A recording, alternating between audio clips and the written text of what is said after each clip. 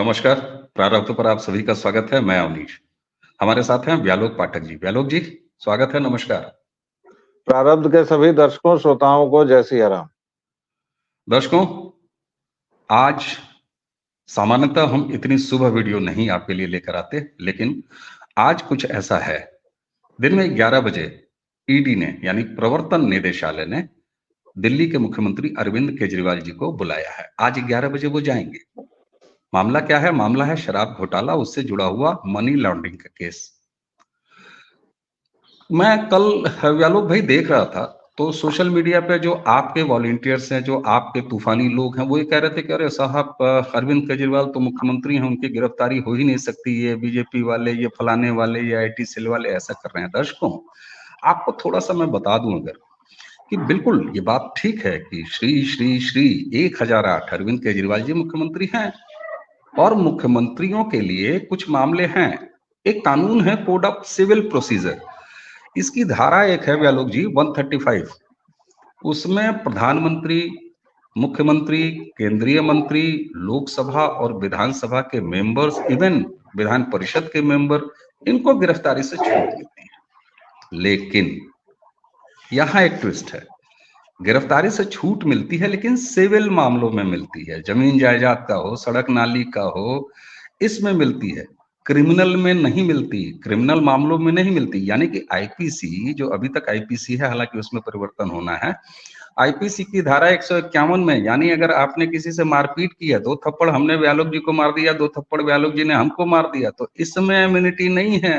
अगर व्यालोक जी भी प्रधानमंत्री हो और हम भी मुख्यमंत्री हो तो, यानी कि क्रिमिनल मामला है ये, मनी लॉन्ड्रिंग का मामला है, घोटाले का मामला है, यहाँ गिरफ्तारी हो सकती है। उसका एक उदाहरण भी है। अगर याद हो व्यालोक भाई, 1996 में स्वर्गीय जयललिता जी तमिलनाडु की मुख्यमंत्री थी, लेकिन आर्थिक भ्रष्टाचार के मामले में मुख्यमंत्री रहते हुए उनकी गिरफ्तारी हुई थी।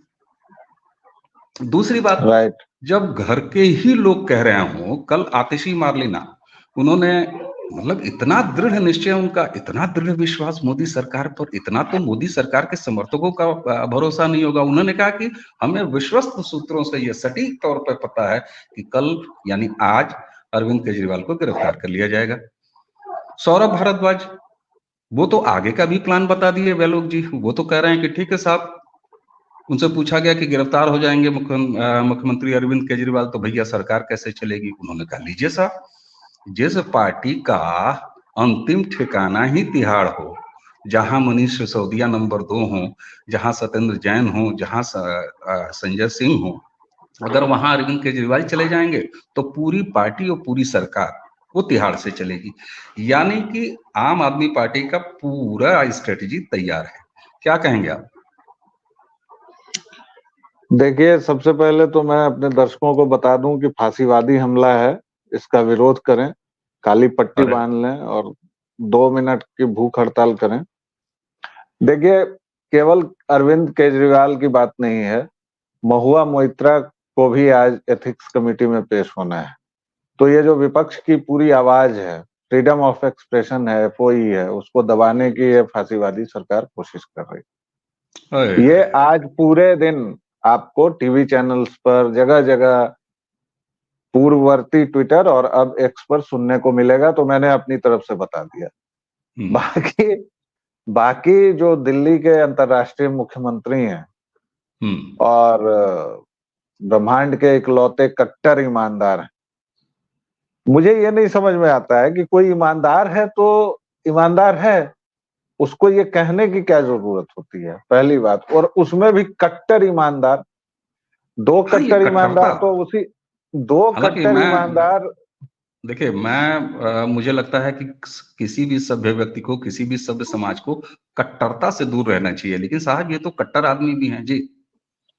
कट्टर ईमानदार 2 पहले तिहाड़ में पहुंचे हुए हैं स्वागत के लिए उनके, और दोनों उसी शराब घोटाले में हैं जिसकी नींव इन लोगों ने मिलकर रखी थी, और 388 करोड़ रुपए का लेन देन हुआ है। ये मैं नहीं कह रहा हूं, ये सुप्रीम कोर्ट कह रहा है, और ये ईडी साबित कर चुकी है। और यही वजह है कि मनीष हैंडसम को जमानत नहीं दी सुप्रीम कोर्ट ने, ये बात बहुत ध्यान रखने की है। और सुप्रीम कोर्ट ने यह व्यवस्था भी कर दी है कि 3 महीने तक मिनिमम, और हो सकता है कि 6 महीने तक जमानत की चर्चा भी नहीं हो। सुप्रीम कोर्ट ने कह दिया है लताड़ लगाते हुए कि अब आप 3 महीने तक इसकी चर्चा भी नहीं करेंगे, तो वो अब कहीं जा भी नहीं सकते हैं। मतलब उनकी दिवाली और छठ तो बीतेंगे ही तिहाड़ में। मुझे लग रहा है कहीं साजिशन उनको होली वोली भी न मनवा दी जाए। इसके साथ सुप्रीम कोर्ट ने ईडी को भी फटकार लगाई है कि आप केवल चार्जशीट और बाकी चीजें जो कर रहे हैं, आप जल्दी से इसकी कार्रवाई पूरी कीजिए। मतलब इस कार्रवाई में आप देर क्यों लगा रहे हैं। और ईडी ने कहा है कि चूंकि बड़े लोग हैं इसमें शामिल, भाई डिप्टी सीएम किसी राज्य का है अगर, हालांकि दिल्ली राज्य नहीं है, वो अर्ध राज्य है, और उसकी जो संवैधानिक स्थिति है थोड़ी अलग सी है, जैसे न्यूयॉर्क की है, या जैसे विश्व में और भी जो राजधानी क्षेत्र हैं, वो कभी भी पूर्ण राज्य का दर्जा उनको नहीं दिया जा सकता है, क्योंकि बहुत ही सेंसिटिव मामला होता है। और खास तौर से अगर इन जैसे नक्सली, शहरी नक्सली, अगर मान लीजिए कि दिल्ली को पूर्ण राज्य बना दिया जाए, तो ये नक्सली तो अर्ध राज्य में जितना उत्पात कर रहे हैं, व्यालोक जी, मैं वो यहाँ आपको एक पूरा राज्य बनने पर क्या करेंगे जी। हाँ बिल्कुल, यहाँ मैंने आपको हल्का सा ब्रेक दिया है दर्शकों, ये उंगली का इशारा मैंने किया है, मैंने उंगली दिखाई है व्यालोक जी को। व्यालोक जी, आप जब कहते हैं ना शहरी नक्सली, और सिर्फ आप ही नहीं, ये एक प्रचलित शब्द है इनके लिए शहरी नक्सली, लेकिन मेरा यहाँ एक ऐतराज रहता है। देखिए, नक्सल शब्द जो है वो विरोध की जमीन से पैदा हुआ है, इसलिए नक्सली नहीं, मैं इन्हें शहरी माओइस्ट कहना पसंद करूंगा। इस पर ये माओवादी ही हैं। ये कुल मिलाकर इनका एकमात्र लक्ष्य है कि ये किसी भी तरह भारत को डीस्टेबलाइज करें। मैं फिर से बता दूं कि मैं सरकार का नाम नहीं ले रहा हूं, ये भारत को डीस्टेबलाइज करना चाहते हैं। ये मानते हैं कि भारत 25 देशों का समूह है और वो उसी क्रम में काम करते हैं। बहरहाल बात यहाँ हो रही थी कि आज गाओ री सखी मंगल, आज तिहाड़ में स्वागत है। हाँ, संभावना पूरी है। और आप देखिए कि जब जहाज डूबने लगता है तो सबसे पहले चूहे भागते हैं। जिस तरह से आतिशी बाल वाल खोल के नाच रही हैं, हालांकि बाल तो उन्होंने कटवा लिए हैं, लेकिन खैर जिस तरह से आतिशी कर रही हैं, जिस तरह से सौरभ भारद्वाज कर रहे हैं, यह पूरा संकेत है कि उन लोगों को भी पता है। भाई देखिए, ठगों, चोरकटों, गिरहकटों का गिरोह अगर एक साथ कोई काम करता है तो पता तो सबको होता है कि कहाँ क्या मामला है। आपके साथ कल कुछ अच्छा या बुरा होगा तो मुझे पता नहीं होगा क्या, या मेरे साथ कुछ अच्छा बुरा होगा तो आपको नहीं पता होगा क्या। अच्छे लोगों को भी पता होता है, जो दोस्त मित्र होते हैं, और गिरहकटों को भी होता है, चोरों को भी होता है, डकैतों को भी होता है। तो उसी तरह आम आदमी पार्टी जो ब्रह्मांड की इकलौती ईमानदार पार्टी है, उसको भी उसके सारे लोगों को पता है। अच्छा देखिए, संजय सिंह की अब कोई चर्चा भी नहीं हो रही है। जब संजय सिंह को ले गई पुलिस टांग के, तो मुझे सही में हंसी आ रही है, मुझे माफ कीजिएगा। तो इन्हीं आपियों ने ये कहा था कि हम धरती हिला देंगे जी, हम खून से आसमान का रंग लाल कर देंगे। जब मनीष हैंडसम फंस गया तो उस समय भी यही किया था, सत्येंद्र जैन के समय भी यही किया। भाई तुम कैसे हिलाओगे? तुम्हारी दाढ़ी में तिनका नहीं लाठी है, और तुम बाकायदा, मतलब अब ये देखिए, दो चीजें होती हैं। आम आदमी पार्टी की सरकार कैसे बनी? एक तो इन्होंने मुफ्तखोरी वाला जो सपना दिखाया, जो सब्जबाग दिखाया, जनता उसमें फंसी, और वो मुफ्तखोरी भी ये कर नहीं रहे हैं। वो तो अभी बीच बीच में पता चलता है कि मुफ्त बिजली योजना में इन्होंने जो घपला किया हुआ है, और जिस तरह से ये कंपनियों को फायदा पहुंचा रहे हैं, वो एक अलग देखने की बात होगी। उसमें कितना घोटाला किया है ये अलग मुद्दा है। परसेप्शन एक था कि भाई हम राजनीति को बदल देंगे जी, और राजनीति केवल और केवल परसेप्शन से चलती है, ये मान लीजिए। बिल्कुल ठीक बात, और बिल्कुल ठीक बात है। अब आम आदमी पार्टी के बारे में जनता ने ये राय बना ली है कि यह अभी तक के उपलब्ध सभी नमूनों से सर्वाधिक घातक, सर्वाधिक विषैला और सर्वाधिक खतरनाक है। ये केवल दिल्ली के लिए नहीं, पूरे भारत के लिए। बिल्कुल सही।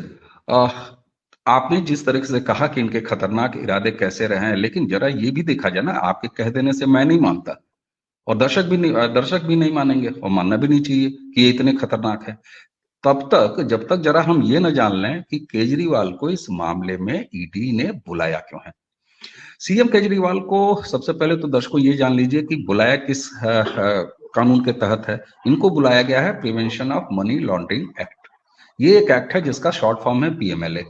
उसके तहत इनको समन हुआ है। ईडी की चार्जशीट में केजरीवाल का कई बार नाम है और ये कहते हुए नाम है कि जब दिल्ली की एक्साइज पॉलिसी 2021-22 की बन रही थी तो उसके कई सारे आरोपी अरविंद केजरीवाल के सीधे संपर्क में थे। अच्छा, एक और बात, ईडी ने अपनी चार्जशीट में ये दावा किया है, ये आरोप लगाया है कि भारत राष्ट्र समिति बीआरएस, ये एक पार्टी है, इसकी नेता के कविता के अकाउंटेंट बुच्ची बाबू, इन्होंने बाकायदे बयान दर्ज कराया है और उन्होंने बताया कि कविता और केजरीवाल के साथ मनीष सिसोदिया, इन सब में एक पॉलिटिकल अंडरस्टैंडिंग थी और कविता ने 2021 में विजय नायर, जो एक बहुत बड़ा आरोपी है, उसके साथ मुलाकात की थी। अच्छा, मजे की बात यह है आलोक भाई, दर्शकों आपके लिए भी बताऊं कि आज ही शराब घोटाले के एक और आरोपी, उसको भी बुलाया है। यानी ये सीबीआई जो ईडी है वो कह रही है कि आरोपी विजय नायर जो है वो वीडियो कॉल के जरिए केजरीवाल से बात कराता है, समीर मेहंदू से भी बात कराता है और केजरीवाल का उस समय का डायलॉग ये था कि विजय उनका आदमी है और उस पर भरोसा किया जाना चाहिए। इधर एक और आरोपी को आज ही ईडी ने बुलाया है, दिनेश अरोड़ा को। उसने केजरीवाल के आवास पर मुलाकात की थी। ईडी का कहना है कि वाईएसआर कांग्रेस के सांसद मंगूटा श्रीनिवास लुलू रेड्डी और केजरीवाल के बीच कई मीटिंग हुई थी, जिसका भी पूरा एस्टेब्लिश हो गया है रिश्ता। तो ये वो फैक्ट हैं जिसके आधार पर ईडी ने बुलाया है। अब आलोक भाई, यहाँ केजरीवाल साहब का एक वो जो बाइट लगातार घूमती है कि जी इतने सारे बुला लिए, इतनी बार बुला लिया, सीबीआई ने बुला लिया, कुछ नहीं मिला, कुछ नहीं मिला। तो दर्शकों आपको बता दें कि इस मामले में, शराब घोटाले के मामले में, केजरीवाल जी को सीबीआई ने सिर्फ एक बार बुलाया है, 9 घंटे अपना आतिथ्य दिया और उसके बाद छोड़ दिया। सीबीआई क्रिमिनल मामले देखती है, ये फाइनेंस का मामला है, ईडी ने अब बुलाया है।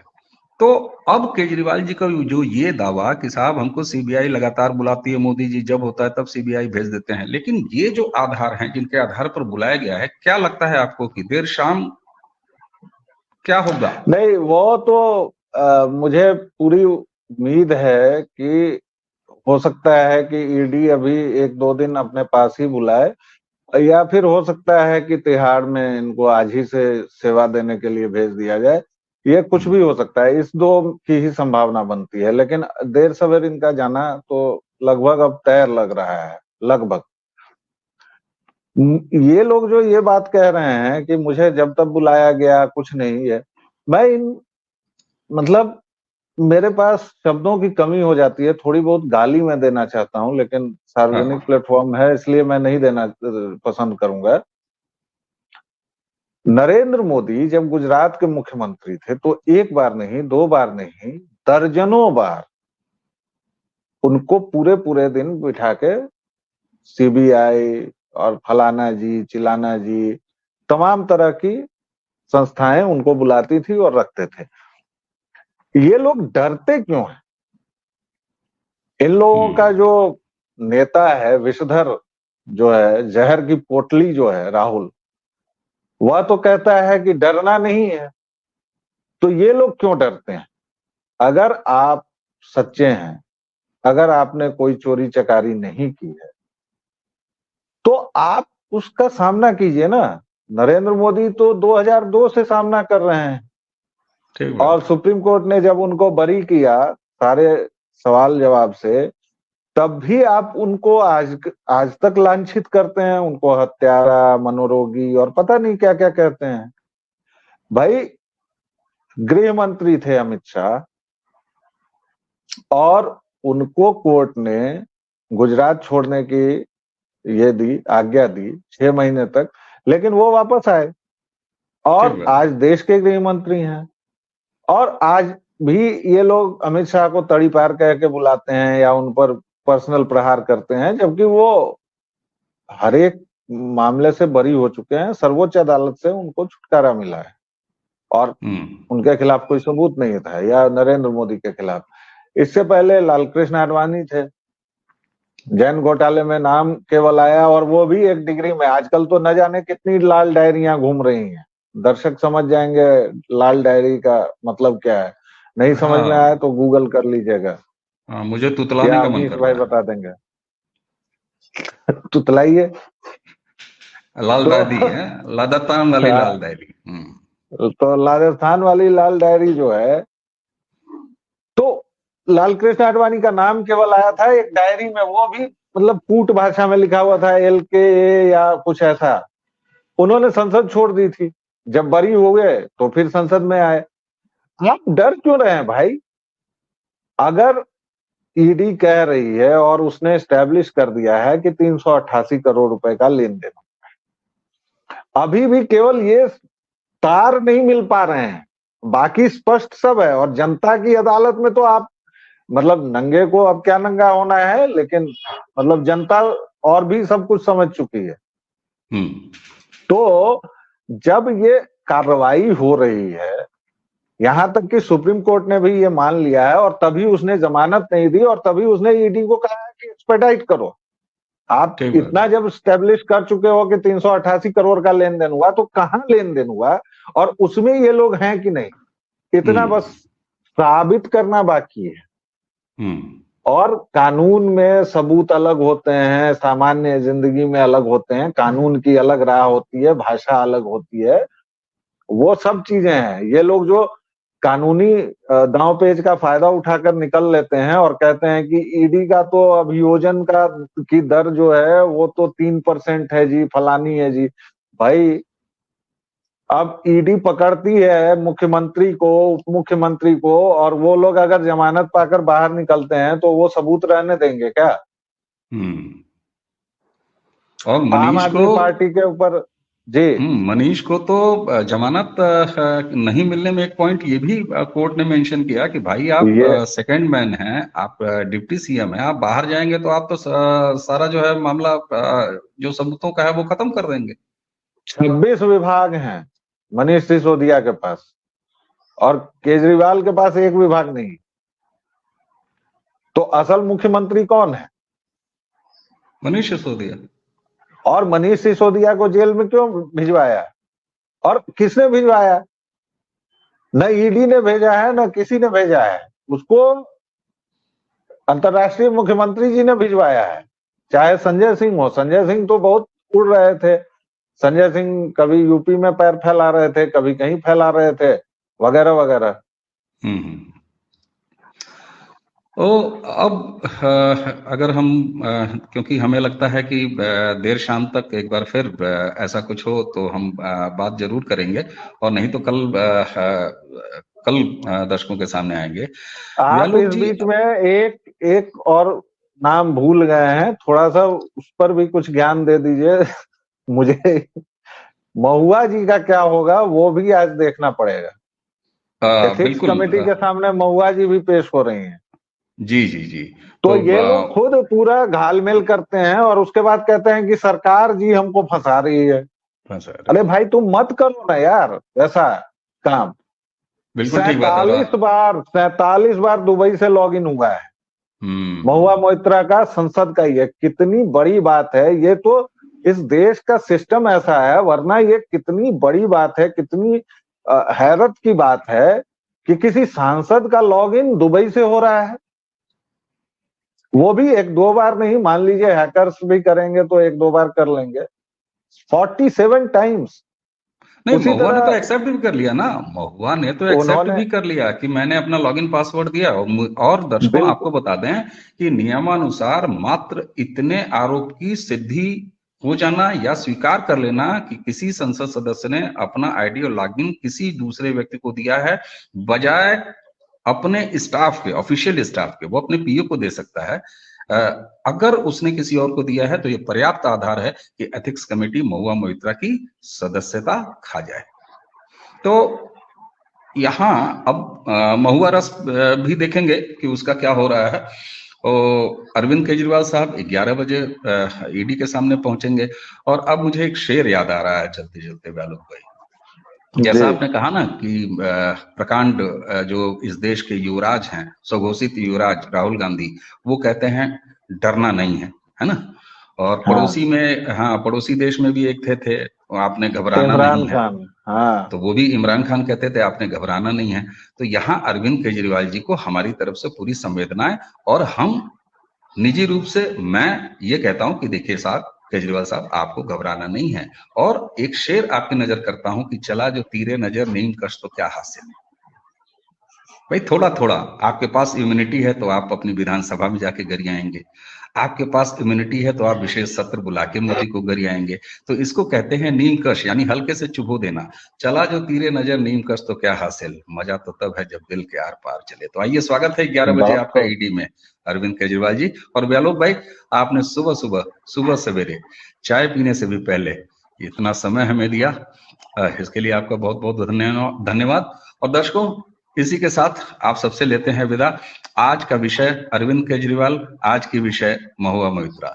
देखते हैं इन दोनों का क्या होता है। इसके बाद हम आपके पास फिर आएंगे इन्हीं जानकारियों के साथ। तो हमें और व्यालोक पाठक दोनों को दीजिए आज के लिए इजाजत। आप सभी को नमस्कार, प्रणाम, जय श्री राम।